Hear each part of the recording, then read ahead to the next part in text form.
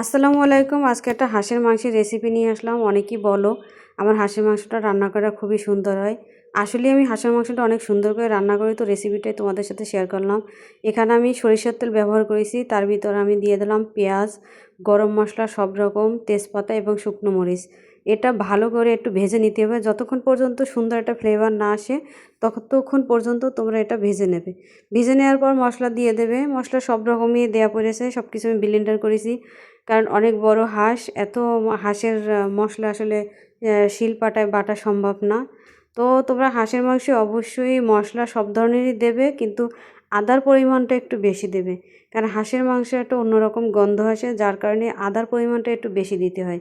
আদার পরিমাণটা একটু বেশি দিলেই হাঁসের মাংসটা পারফেক্ট রান্না হয়। তো হাঁসের মাংস আসলে যত পরিমাণ তোমরা কষাতে পারবে তত পরিমাণ হাঁসের মাংসের টেস্ট আসবে, মানে একদম ভাজা ভাজা করে লাল লাল করে নিতে হবে। তো এখানে আমি কিন্তু লবণ দিয়ে দিয়েছিলাম, এটা আসলে ভিডিও করা হয়নি, যেহেতু শুক্রবার জুমার দিন অনেক কাজ থাকে হাতে, আসলে সেরকম সব ধরনের সব ভিডিও করা হয় না। তো এখানে আমি ভালোভাবে কষিয়ে নিয়েছি। যতটা পরিমাণ ভাজা ভাজা করা যায় মাংসটা ততটাই কিন্তু ভালো লাগবে, এবং হাঁসের মাংসটা হবে কিন্তু একদম নরম।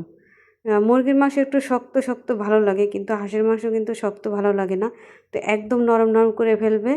এবং হাঁসের মাংস আমি রান্না করতেছি আজকে নারকেল দিয়ে, অনেক দিন ধরেই আমার খুব ইচ্ছে নারকেল দিয়ে হাঁসের মাংস খাবো। যদিও নারকেলে আমার প্রচুর পরিমাণে অ্যালার্জি, কিন্তু হাঁসের মাংসেও অ্যালার্জি অনেক, কিন্তু ওই যে লোভে সামলাই না, মানে লোভে যা চাই তাই আর কি দিতে হয়। তো এই জন্য আমার ননদ একটা নারকেল দিয়ে গিয়েছিলো, সেই নারকেলটা আজকে দিয়ে দিলাম, কারণ আমাদের যশোর অঞ্চলে নারকেল পাওয়াই যায় না। যশোরে নারকেলের খুবই সংকট, এবং নারকেলের দামও প্রচুর পরিমাণে। তো এই যে অনেকেই হাঁসের মাংসে নারকেলের দুধ করে দেয়, কিন্তু আমি কখনো নারকেলের দুধ করে দিই না, কারণ আমার কাছে ভালো লাগে না। আমার কাছে মনে হয় কি নারকেলের দুধ করে দিলে নারকেলের ওই যে দুধের যে মিষ্টি মিষ্টি ভাবটা ওইটা মাংসটার স্বাদ নষ্ট করে। মাংসটা মনে হয় কি যে একটু মিষ্টি মিষ্টি লাগতেছে। আসলে হাঁসের মাংস হবে ঝাল ঝাল, যত ঝাল ঝাল লাগবে ঠিক ততই মজা লাগবে।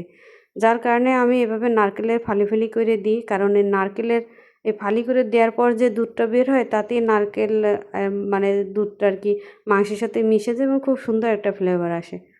তো আমি মাংস আহ, চুলায় দেওয়ার পরে ঢাকনা দিয়ে দিতে হবে। যত মানে পানি বেরোবে সেই পানি দিয়েই কিন্তু মাংসটা পুরোপুরি সেদ্ধ হয়ে যাবে এবং কষানো হয়ে যাবে।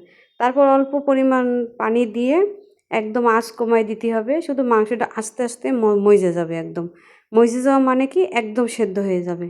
আর তোমরা অবশ্যই হাঁসের মাংস রান্না করলে হলুদটা শেষ কষানোর সময় দেবে, এর আগে হলুদ দিবে না, কারণ মাংসের স্বাদটা নষ্ট হয়ে যায়। তো আমার ছেলে নামাজ পড়ে আসলো, এসে বললো কি আগে আমার মাংস দিয়ে ভাত দাও। তো আমার ছেলের আমি মাংস দিয়ে যে ভাত দিচ্ছি।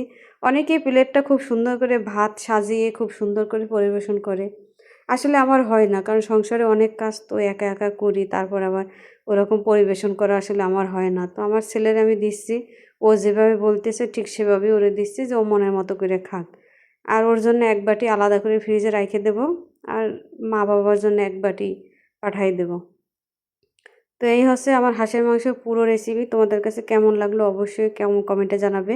আর যার যার হাঁসের মাংস পছন্দ আমার হাতে, তারা তারা আমাদের বাড়িতে যশোরে বেড়াতে আসবে। ধন্যবাদ সবাইকে।